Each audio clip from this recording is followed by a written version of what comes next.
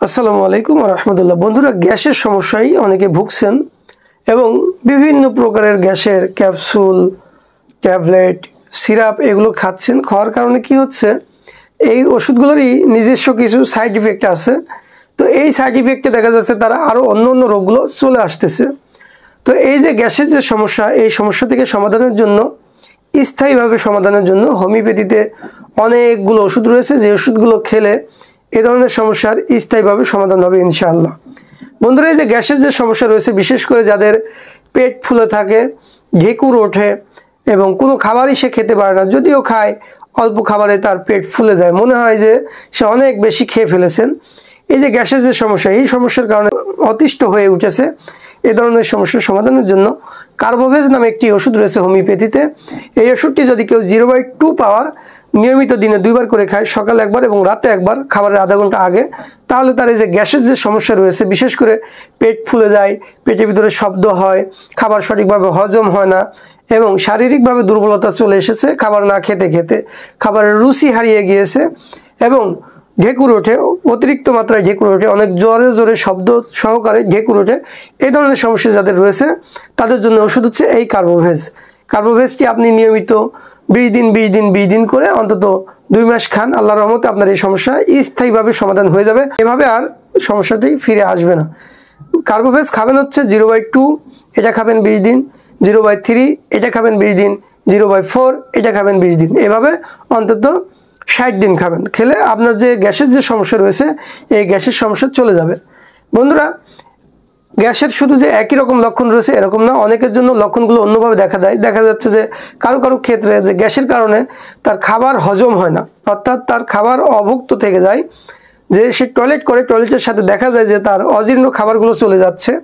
এরকম যদি সিচুয়েশন হয় এবং যদি পেট যদি অনেক বেশি ফুলে ওঠে এবং টুকা দিলে দেখা যাচ্ছে পেটে শব্দ হয়, অনেকের দেখা যাচ্ছে পেট ফুলে ঢোলের মতন হয়ে যায় এবং প্রচুর পরিমাণের বায়ু নিঃসরণ হয়, এই ধরনের সমস্যা যদি কারো থাকে তাহলে তার জন্য ওষুধ হবে হচ্ছে চায়না হোমিওপ্যাথিক একটি ওষুধ। এই ওষুধটি যদি কেউ নিয়মিত খায় তাহলে তার যে অজীর্ণ সহকারে যে গ্যাসের সমস্যা রয়েছে, এই সমস্যা দূর হবে এবং তার যে শারীরিক দুর্বলতা রয়েছে, এই শারীরিক দুর্বলতাও দূর হয়ে যাবে। তো বন্ধুরা, আমি এরপরে আপনাদের বর্তমান বিশেষ করে যে রমজানের সময় অনেকে দেখা যাচ্ছে যে তৈলাক্ত খাবার বা চর্বি জাতীয় খাবার বা গোশ মাংস জাতীয় খাবার খেয়ে যাদের পেটের সমস্যা সৃষ্টি হয় বা বিশেষ করে যাদের গ্যাসের সমস্যা দেখা দেয়, দেখা যাচ্ছে যে বুকের মাঝখানে ব্যথা করতেছে, ঢেকুরের সাথে অভুক্ত খাবার উঠে আসতেছে, এই ধরনের সমস্যা যাদের রয়েছে তাদের জন্য একটি ওষুধ বলে দিব। সেই ওষুধটির নাম হচ্ছে পালসিটিলা। পালসিটিলার গ্যাসের কজেশন হচ্ছে, কারণ হচ্ছে যে তৈলাক্তযুক্ত খাবার, চর্বিযুক্ত খাবার, এই জাতীয় পোলাও, বিরিয়ানি বা রিচ ফুড যেটাকে বলা হচ্ছে, এই ধরনের খাবার খেয়ে যাদের, দুধ জাতীয় খাবার খেয়ে যাদের এই গ্যাসের সমস্যার সৃষ্টি হচ্ছে, তাদের জন্য ওষুধ হবে হচ্ছে এই পালসিটিলা। পালসিটিলা ওষুধটি মূলত এই ধরনের গ্যাসের সমস্যার জন্য একেবারে কিংবদন্তি একটি ওষুধ। বন্ধুরা, গ্যাসের সমস্যার সমাধানের জন্য আরেকটি ভালো ওষুধ রয়েছে, সেই ওষুধটির নাম হচ্ছে নাক্সভূমিকা।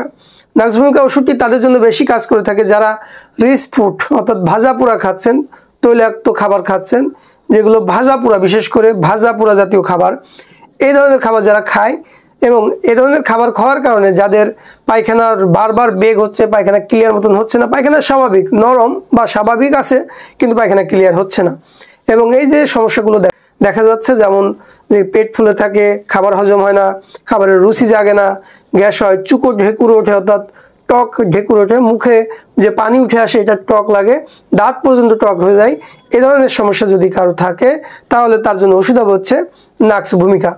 তো বন্ধুরা, গ্যাসের সমস্যার সমাধানের জন্য হোমিওপ্যাথিতে আরেকটি খুব ভালো ওষুধ রয়েছে, সেই ওষুধটির নাম হচ্ছে নেট্টাম ফসফরিকাম। নেট্টাম ফসফরিকাম ওষুধটি তাদের জন্য বেশি ব্যবহৃত হয়ে থাকে যাদের মূলত ডাইজেস্টিভ সিস্টেমটা খুবই দুর্বল, অর্থাৎ তার খাবার হজম হতে অনেক বেশি সময় লাগে, সকালে খেয়েছে বিকেলেও তার ক্ষুধা লাগে না, এরকম সিচুয়েশন যদি থাকে এবং পেটের ভিতরে যদি ভারী ভারী ভাব অনুভব হয় তাহলে তাদের জন্য ওষুধ হচ্ছে এই নেট্টাম ফসফরিকাম।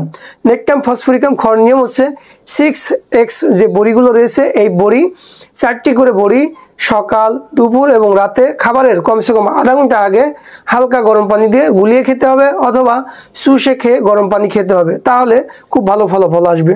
তো বন্ধুরা, যারা গ্যাসের সমস্যায় দীর্ঘদিন যাবৎ ভুগছেন, দীর্ঘদিন যাবৎ কষ্ট পাচ্ছেন এবং বিভিন্ন প্রকারের রং বিরঙের ওষুধ খেয়েছেন কিন্তু কোনো ফলাফল পাচ্ছেন না স্থায়ী, তাদের জন্য আমি যে ওষুধগুলো বলেছি আপনারা এই ওষুধগুলো সঠিকভাবে খান, ইনশাল্লাহ আপনারা এই কষ্ট থেকে মুক্তি পাবেন। তো বন্ধুরা, আপনাদের সুস্বাস্থ্য কামনা করে আজকের মতন এখানেই বিদায় নিচ্ছি। আগামীতে দেখা হবে নতুন কোনো ভিডিও নিয়ে। সে পর্যন্ত সকলে ভালো থাকবেন। আসসালামু আলাইকুম ওয়া রাহমাতুল্লাহ।